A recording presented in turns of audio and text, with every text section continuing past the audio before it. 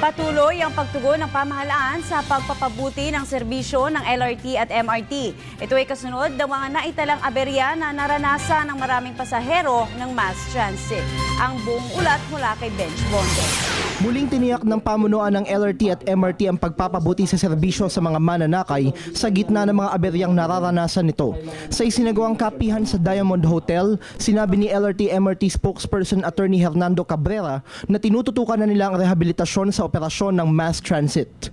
Kabilang dito ang pagsasaayos sa mga riles, pagbili ng mga karagdagang bagon at pagkukumpani sa signaling system upang maiwasan na ang mga nangyaring problema sa MRT. Sa ngayon is 72 yung bagon, and then yung parating na bago is 48. Yeah, so That's in year...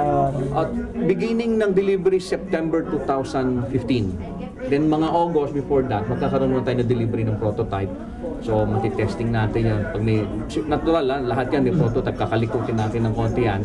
And then eventually, pag na-okay na lahat yan, magdi-deliver na tayo beginning the following month.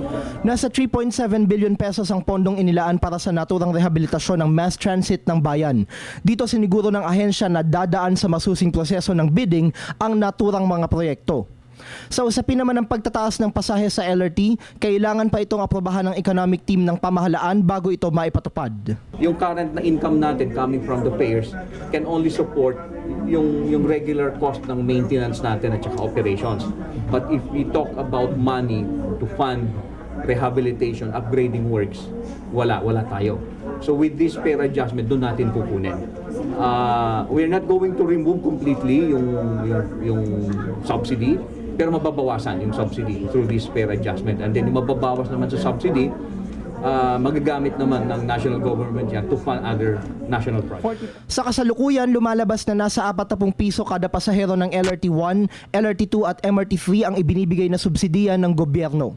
Una nang lumutang noong 2011 ang panukalang taas pasahe sa mass transit kung saan pinag-aaralan ng pagpapatupad ng 11 pesos na minimum fare na madadagdagan ng piso sa kada kilometro ng biyahe ng tren. Patuloy naman ang pagsasagawa ng ahensya sa mga extension project ng mass transit. Bunsod nito, sinimulan na ang bidding para sa LRT2 extension mula Santolan hanggang Masinag. Plansyado na rin ang mga pag-aaral ukol sa planong LRT2 extension hanggang sa port area sa Maynila, ngunit wala pa rin konkretong detalye kung kailan ito sisimulan. Para sa Telebisyon ng Bayan, Benj Bondo.